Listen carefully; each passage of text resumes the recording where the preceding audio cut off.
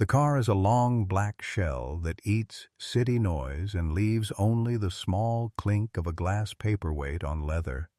Kofi Mensah stares at that paperweight as it rocks on his desk like a captive moon.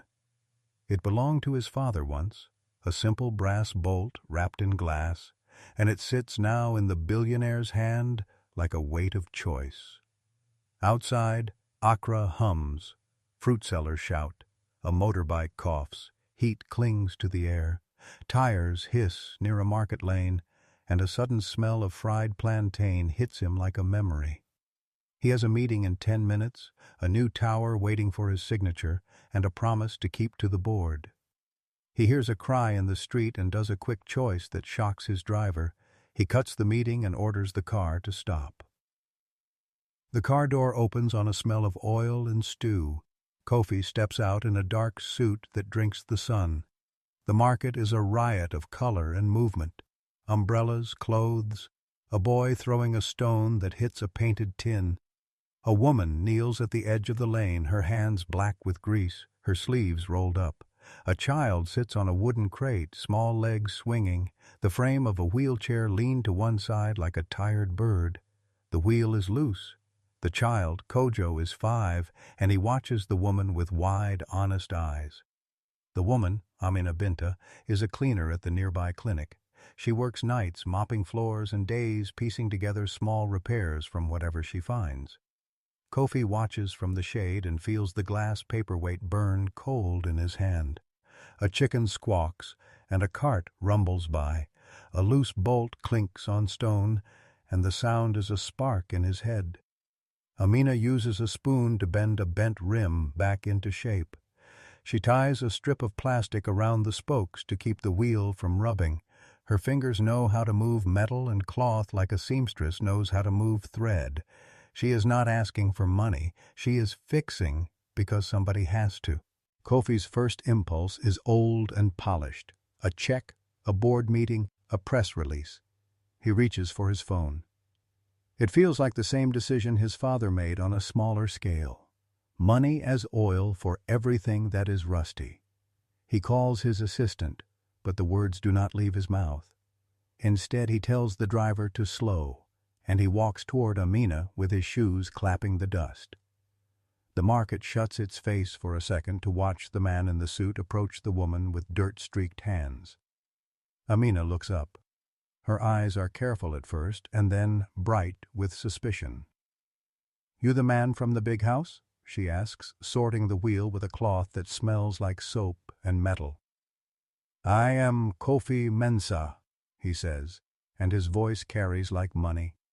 He holds out the glass paperweight in one gloved hand, an instinctive offering. "May I help?" The paperweight is a small thing, the same shape as the bolt she uses to hold the wheel in place. Amina's fingers twitch. "You have the strength to help," she answers, but her hands do not stop working. He watches as she finishes and tests the wheel. Kojo pushes once, and the chair moves like it is learning to fly. The child laughs, a bright bell, and the market breathes with the sound. Kofi feels a jolt of something sharp and new. He is a man who makes things bigger. He signs towers, buys trains, builds hospitals, and watches his name appear on glass. Yet there is a thing he has never bought. The way a hand that knows how to fix will not break. He makes one call as he walks away, the kind of call that usually means applause. "Book a press team," he tells his assistant. "Bring the foundation people, and find out who supplies these chairs." It is a small voice that seems to float away like a paper boat. The call is the first pebble in a widening pool. Rising slow, the ripples pull him into the market again and again. He returns to Amina and Kojo the next day with sandwiches and a new set of nuts and bolts. The foundation sends a mechanic to replace the rim. Cameras follow. Aman's hands keep working. She refuses the foundation's money for one repair. "Take the wheel and learn to fix on your own," she says to Kojo, handing him a small spanner. He beams. The press snaps. The city newspapers call it a warm moment, a heart-touching story. Kofi smiles for the cameras, and the world makes the noise of approval. The real work begins after the cameras leave. Kofi's call has lit a light for which people step forward. The supply chain that makes wheelchairs in Accra is messy.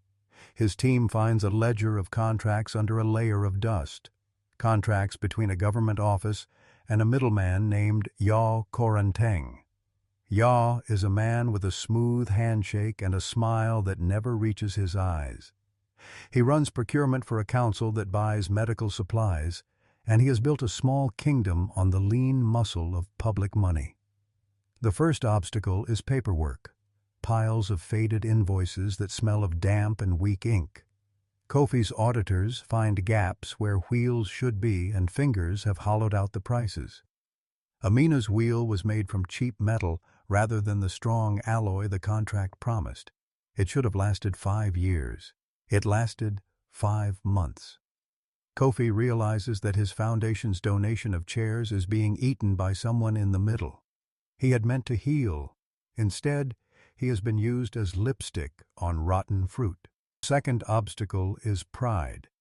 Kofi's name hangs on a ribbon now, and his board expects him to maintain the shine.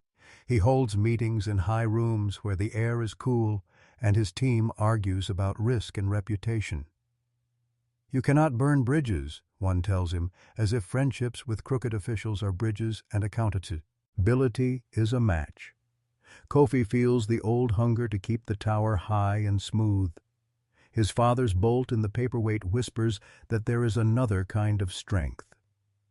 The third obstacle is fear. Yaw reads the news about Kofi's visits and he does not like it. He calls Kofi's business slow and soft like rain. "We are partners," he says, and his words are a net. The mayor, a man called Mensah also, calls to ask for patience. A headline appears suggesting Kofi is hunting for headlines to sell property. The public turns the story into a debate. Kofi's fortune is a lighthouse now, and the waves gather. Amina is a quiet storm through it all.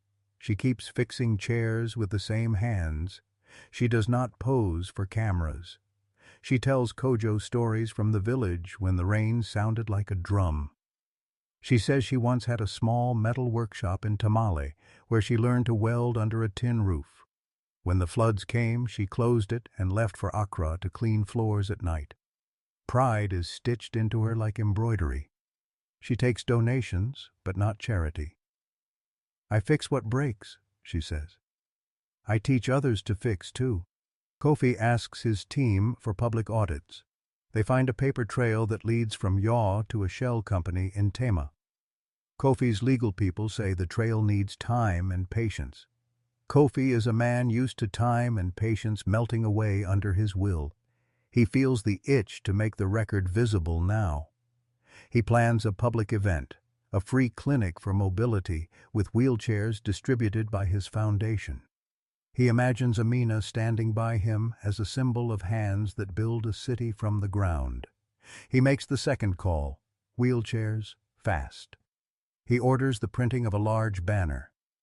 Mobility for all. The third obstacle becomes violence. The distribution day is a sun-hot morning outside the municipal hall.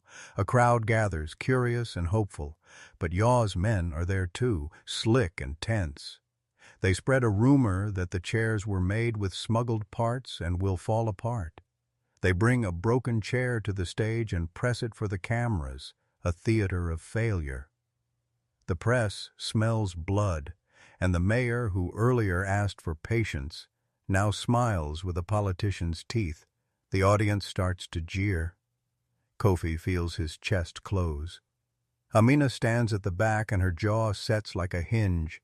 She watches Kojo push his little chair through the crowd and tries to ignore the way the man with the mayor's lapel points with a finger like a spear. Kofi steps up to the microphone and speaks in a voice he has learned to use for deals. He says the right words: apologies, promises, audits.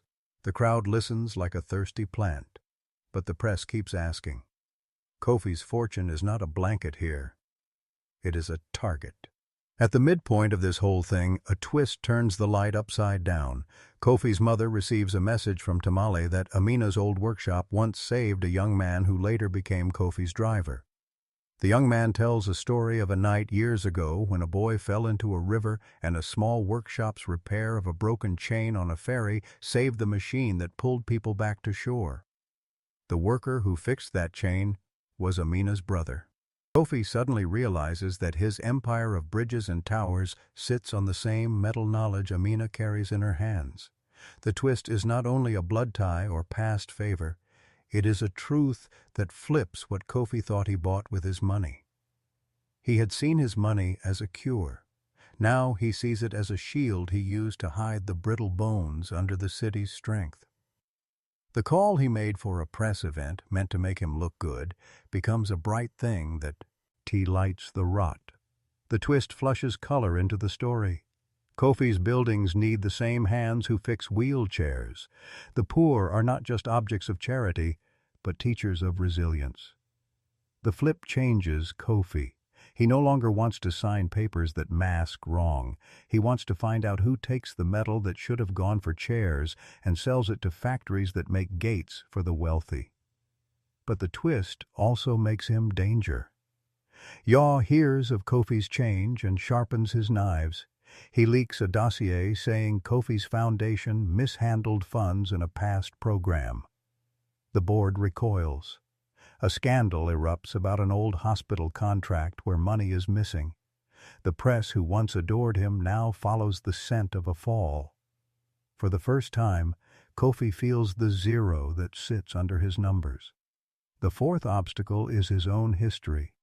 Accountants comb through years and find a small, misfiled deed. They call it negligence. Yaw calls it theft. The mayor calls for investigations. The city's gossip seeds grow fast. Amina sees Kofi retreat into himself like a tidal rock. She goes back to the clinic and keeps teaching the trainees how to bend a rim, how to pound a bolt back into line. People from the area bring broken chairs, badly made prosthetic bits, and she teaches them. You can turn what is broken into what works, she tells them. Her hands are patient. She does not know about audits and dossiers, only about a child who needs to roll. Kofi must now face a painful loss. The crisis comes like a storm at sea. His largest construction contract is frozen pending investigation. Investors pull like wolves. A board member resigns, and the stock on his companies dips like leaves falling. The press discovers tax filings that show loopholes, and he must pay fines that cost him more than he has expected. His tower is not only a pile of glass, it is also a mass of people who will lose jobs if he does not act. He looks at the paperweight and sees a face he does not know. His father as a young man who took risks. Kofi must choose whether to save his fortune by cutting ties to the scandal and letting Yaw keep the wheel contracts, or to expose the corruption and risk everything. The choice is painful and raw. If he stays silent, the chairs keep breaking, and children like Kojo will be harmed.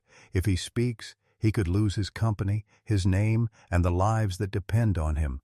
The hard choice sits in the middle of his chest like a stone. He decides to open the ledger to the public. He calls a press conference that will either be the end of him or the start of something new. The board begs him to reconsider. The senior lawyers warn that the government will attack his family's name. His wife cries in the garden and asks if he is sure. Kofi looks at Amina's hands in his memory and remembers the child's laugh. He chooses to stand in the open. The multi-climax begins with spectacle. Kofi stands on a raised platform in Independence Square and lays out the evidence. He shows the chain of contracts and the invoices hidden behind false names. His voice shakes, but his words are clear as metal. The cameras roll and the city watches. He offers to return every cent that his foundation has not rightly spent. He calls for a full audit and for the procurement office to be cleared. His move is dramatic and it draws gasps. People chant and the crowd grows with each fact he lays down. An unexpected witness appears. An old janitor named Sibusiso, who works in the procurement building, walks up the steps. He carries a small plastic bag of cigarette-stained papers. He holds the bag like a man holding a confession. "I put the papers in the wrong drawer," he says, and his voice is small but steady. He tells the crowd that he saw hands pass envelopes and he remembers which crate had the alloy meant for chairs. He points to a warehouse outside the city where stock sits unused. Yaw looks like a man who has forgotten how to breathe. The police who stood in the background move toward Yaw. Faces that once smiled at his gifts now turn away. Yaw's men try to push, but the law surrounds him because Kofi invited it in the open square, because people recorded Sibusiso's testimony, and because the cameras keep turning. The screen of the city shows the unraveling like a film. Yaw is stripped of power in that moment, not only by handcuffs, but by the sight of a crowd that will not be bought by lies any longer. But the spectacle costs Kofi dearly. Investors shut doors. A project he planned dies, and the stock slides into numbers he never wants to see. The board sues for control of his company. A fund he set aside for family lands is seized in the legal fight. He watches accounts he created for schools shrink like islands in a drought. He is a man with less than he started, and the loss is painful. He feels the pull of nights when money once softened every fear. Now he has less softening and more raw truth. Amina meets him in the days that follow at the clinic where she works. There are whispers and glare. Some neighbors think the move ruined the city. Others call it brave. She does not take a side. She offers him a small cup of tea and a sachet of sugar. He sips and feels the warmth like a small sun. "You did what my hands could not," she says softly, as if she meant not only for the city but for him.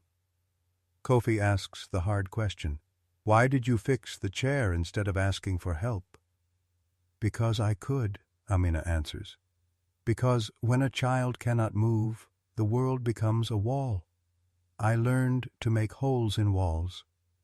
Her answer is simple and like a key.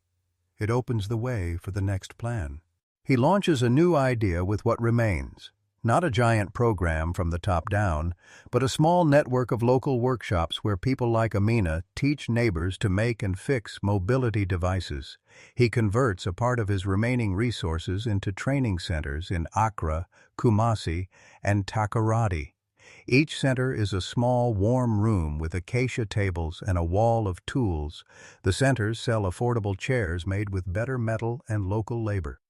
The design is open source, so communities can make the chairs themselves. It is the opposite of his old method: less brand, more hands. This plan meets the fifth obstacle: red tape. Government licensing is slow. Old regulations favor imported goods and punish local makers. Kofi sits in a small office, then a bigger one, then in a courtroom, listening to arguments about standards and safety. He sends engineers to make prototypes and nurses to test the chairs. Amina becomes head instructor for the Accra workshop and teaches a new generation the art of mending. People who once cleaned floors now become fabricators and sellers. Trainees like Kojo's uncle learn to weld. The next climax is public and intimate. At a market fair in Kumasi, Kofi and Amina stand in a small tent with a banner that reads, "Made to Move." Mothers bring children with twisted wheels, old men with rusted walkers. A local TV crew films a man named Thabo, who used one of the new chairs to go back to his job selling paint. The city watches how small hands make big lives. Yaw, who is in court, watches the broadcasts from behind bars and sees that power cannot always buy back a people's will. An unexpected witness appears again. A teenager who had once been a translator for Yaw's business steps forward with an audio file on a thumb drive. Inside the audio is Yaw's voice taking money and naming accounts. He had thought the truth was buried in offices. He had not counted on people like Sibusiso and this teenager who kept a thumb drive like a heartbeat. The file becomes evidence and the judge listens. In the public followed by cameras, The corrupt system falls apart like a rotten fence. Yaw is convicted. The mayor resigns for failing to protect the procurement process. The procurement office is rebuilt with citizens on oversight boards. Kofi faces fines and lawsuits, but his public honesty saves him from the worst. He loses money, yes, but he gains what is stranger and rarer: trust. 6 months later, the city breathes differently. The training centers are small beacons that hum. Amina stands in one and watches a young girl weld a wheel for the first time. Her hands are steady. Kojo now runs circles around the market in a chair that looks like a small throne, and he waves like a boy who knows he is loved. Kofi walks the streets, sometimes without a suit, with a pair of work gloves in his bag, and people nod to him with something like permission. The paperweight sits now on a low wooden shelf in the workshop where Kofi visits. It is still heavy, but its weight is not shameful. It is a memory of choice. The city has learned to ask different questions about help. The procurement system is public now. Every contract posted online, every bid open for neighbor review. Empanadas of cloth and metal sell in the market beside brochures that teach how to mend a brake on a wheelchair. Amina's workshop produces 100 chairs a month and sells many at cost to nearby villages. Trainees start their own mini workshops and the movement spreads. The new chairs are named Sankofa, meaning return and recover, and the idea moves like a seed on a wind. Kofi's fortune is smaller, but life is larger. He starts a program to hire former procurement staff into oversight positions because he believes in changing people, not destroying them. He gives scholarships to the janitor Sibusiso's grandchildren for school. He watches a new workforce walk to the small factories humming with machines and stories. His towers still reach, but they no longer tower over everything with empty hands. There is a quiet victory one morning when a handmade bell rings at the workshop, and a mother named Amma walks in with a child from a village near Cape Coast whose chair had been broken for months. She brings a small seed of a bolt she saved from the wreck, and Amina recognizes it. The bolt is like the paperweight, small, simple, and full of meaning. The mother tells a short story about saving the bolt as if it were a relic, and Kofi listens. The memory in the paperweight, the sound of frying plantain, the scent of oil and soap, all fit together like a puzzle finally completed. People hum as they work. The city hums in a new song. On the street outside the workshop, a mural appears. It shows hands holding a wheel and fingers bending the metal into shape. Below is painted the words, "Made by hands for the people." Children run in front of it and paint little stars. The mural is bright and honest and not perfect, but it is theirs. 6 months after the day Kofi first stopped the car, the change is visible. Not perfect, but lasting. People who once waited for a rich man's check now teach one another trades. The procurement office is open to neighbors. The workshops produce chairs that are both cheap and strong. Amina's name is on a small plaque at the Accra Center, and she does not like the fuss, but she sees children learn, and her cheeks crinkle when she smiles.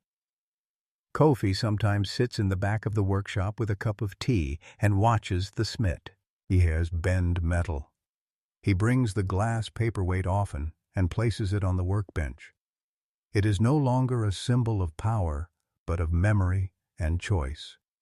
He touches it and he remembers the moment when a child laughed and a woman tied plastic around a wheel.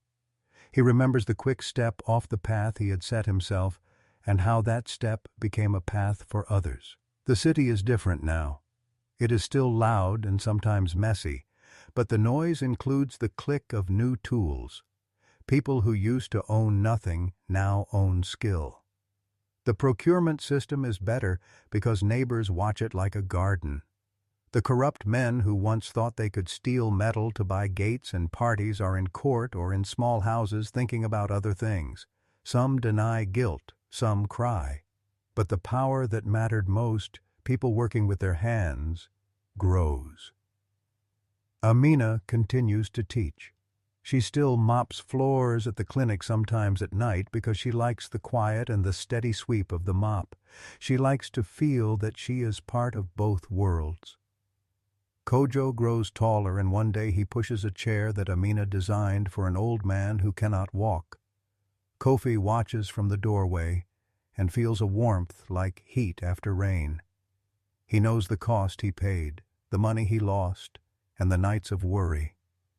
He knows also the sound of a world that can change when one person stops to watch and another chooses to act. The workshop courtyard, a boy picks up a small brass bolt and turns it in his fingers. It glitters like a sun, and the boy asks what it is.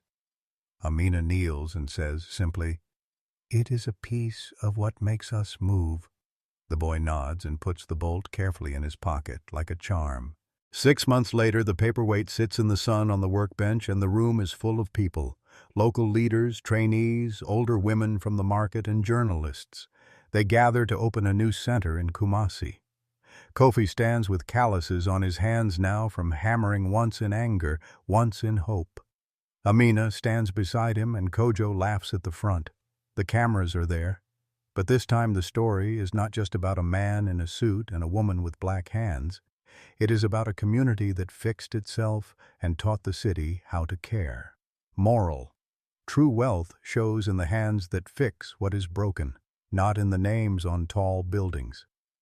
Did this story move you to think differently? If this story touched you, please like, subscribe, and share it with someone who needs hope. Let's grow kindness together, one story at a time. The sun climbs over the Kumasi market as the new center opens its doors, and the air trembles with the bright buzz of metal, women selling wrapped yam, and the distant chug of a danfo, while Kofi stands at the threshold in a shirt softened by days in sun and gloves that smell of oil and hope, and the crowd lines up with the same hunger that once fed a city's hunger for bigger towers. A tall man in a blue-gray suit slips through the front row and slides a folded card into Kojo's hand, a gesture so quiet it feels like a vote cast in a whisper. And when Kojo peeks at it later, the card bears no name but a symbol, the kind that says a donor has watched long enough to want to stand visible, not as a shadow behind a puff of press, but as a partner who will back the people's work with real heft. Amina, with her sleeves rolled to the elbows, moves through the crowd testing a ramp, her eyes blinking like rain on chrome as a reporter asks about the ledger, and she answers with a smile that knows better than to pretend the road is easy. And in that moment, Kofi feels the old hunger twist into something new, not to protect a name, but to protect a process that can be seen, tested, and learned from by every village chairmaker who has learned to hate the word donor when it means theft of dignity. The interval twist lands like a drumbeat from Tamale's riverbed. Someone unseen has been guiding the ship. Someone who has wealth but hides the color of their money behind a banner that says, "Only the quiet hands." And when the crowd quiets to hear Kofi speak, the truth lands as a sudden fault line. The money that built the first real chairs did not come from one glossy foundation letter, but from a constellation of small gifts pooled into a public-spirited fund whose receipts are traceable. And the audience sees in his eyes that he did not plan to tell this story aloud, but the city's need to true. Again has become a louder voice than any boardroom. "We move together," he says, and Amina nods, her hands still, the chair backrests in her palm polished to a gleam. Kojo, perched on a box, watching with that fearless kid's gaze that sees possibility in every bolt and spoke, and the mysterious donor steps to the microphone beside him, not to upstage but to greet the people, a billionaire who has learned to listen, a witness who will not let power pretend to be mercy again, and the crowd breathes as if a wind that once blew away their chairs now carries seeds they can plant. So Kofi's voice grows steadier, a man who has seen the price of silence and now refuses to pay it twice. Then the interval within the interval snaps into view. The donor removes his blazer sleeve to reveal a wristband stamped with a simple word, Sankofa, and says softly, I did not come to bless a brand. I came to bless a method you can all own. And the room erupts in a chorus of questions about who owns the chairs, who controls the funds, and what it means for a city when the wealth gap is not just acknowledged, but invited to walk beside the people it once stood above, a moment that feels like a recut of a film where a hero no longer carries all the risk alone, but shares the frame with the crowd. The turning point comes when Sibusiso's name, spoken aloud in a courtroom far from here, yet delivered by a whisper through the crowd, haunts the air, because the man who once wired money into back channels to corner markets is now the same man who has decided to correct the wiring with open channels, and the donor explains that this is not charity, but a transfer of stewardship, a charter that the people will vote on, a ledger that will be open at every market stall, and a chair that Kojo tests for wobble before every schoolroom is fitted with one, a ritual that makes the crowd feel ownership as tangible as the brass bolt their grandmothers once polished for weddings. Yet even as the film seems to reform itself on screen, a new shadow crawls along the edge of the square, a rumor that the donor's wealth is more than a single fortune, that a pair of hands behind the mask have long tended a hidden garden of money, not to buy roads or towers, but to steer a city's moral compass, and the fear that a second unseen master could seize the initiative if the people do not hold the reins. As if to prove the point, a folder with red stamps flicks from a staffer's bag into the donor's hand, and he slides it toward Kofi with the gravity of a verdict, a document that confirms the fund's openness but also reveals that a portion of the money came from a shadow account used in the earliest days to test a child's chair and a woman's skill, and the crowd shifts like a hive at dusk as the reveal lands. The wealth that built the first chairs was never a single gift, but a chorus. And the chorus is now promised to sing in chorus with the people, not to drown them. The mid-episode turning point blooms when Amina steps forward and urges that the new charter not be a veneer, but a living routine. Weekly town hall reviews, monthly procurement audits, a small fleet of local inspectors who ride bicycles instead of cars to monitor every workshop, and the donor nods, unseen but heard in the hush of a room that suddenly feels both safer and more fragile, because with transparency comes risk, and the city's gaze attaches to the donor as much as to Kofi, and that gaze becomes a mirror in which Kofi studies his own evolution from the man who used to orbit wealth to the man who will now orbit accountability and invite others into that orbit. The urgency intensifies as the first public vote on the charter gathers, and a timer in the corner of the square ticks down toward the moment when the open ledger goes live to every stall and schoolyard, the moment when a little girl from Takoradi can click a link and see the chain of every chair sold, the makers' names, the fair wages, the safety tests, the costs of paint, the margins of repair, the donations that funded the ramp, and the testimonies of those who learned to fix what was broken, and when the screen flickers to life in every market lane, a tiny, almost shy voice rises from Kojo's chair. "If we fix the chair, will we be free to walk anywhere?" And Amina answers with a quiet certainty that sounds like the click of a bolt being threaded. "Yes, if we fix the wall as well." The closing beat comes quickly after. The donor publicly signs the charter. Yaw's conviction is upheld by a reforming panel, and the old shell chair yard where broken pieces once lay becomes a living workshop where 100 new chairs are born each month, each with a small brass bolt that looks like a sun every time the light hits it just right, and the paperweight, now perched on a low shelf in the center's workshop, gleams with a steadier glow. Not to remind of power, but to remind of a choice made in the face of fear, a choice that the city has learned to measure in moves of hands and hearts rather than corners of offices. The brick-and-mortar skyline still rises, but it no longer mocks the streets below, and when the last camera sighs and the crowd disperses, the donor's quiet voice is heard again through the hum of generators, saying to Kofi, in a way that feels like a blessing and a warning, that many hands can move a mountain if every hand keeps a promise to the people. Then, as the film refocuses on Amina's steady hands guiding a trainee toward the glow of a weld, Kojo's laughter rings out, and Kofi places the paperweight back on the shelf with a gentleness that makes it feel almost alive. The screen lingers on the mural, the hands and wheel, the slogan in bright paint, and the closing line lands as a soft thunder. The interval beat has opened a door, not to a single ending, but to a continuing chorus, and the last image suggests that the Al restart will be in the next frame, when a new center lights up in a village beyond the river and the anonymous donor's name finally shows, or perhaps, more provocatively, when the city learns that the donor is the city itself, growing enough courage to keep moving, one repaired chair, one repaired life, one shared future at a time, and the last note of the scene lingers on the paperweight's reveal, a small brass bolt glinting in the sun like a sun itself, as if to say, stay tuned, because the story is not over until every hand has learned to fix a wall, and every child feels the weight of a chair and a hope that will not break.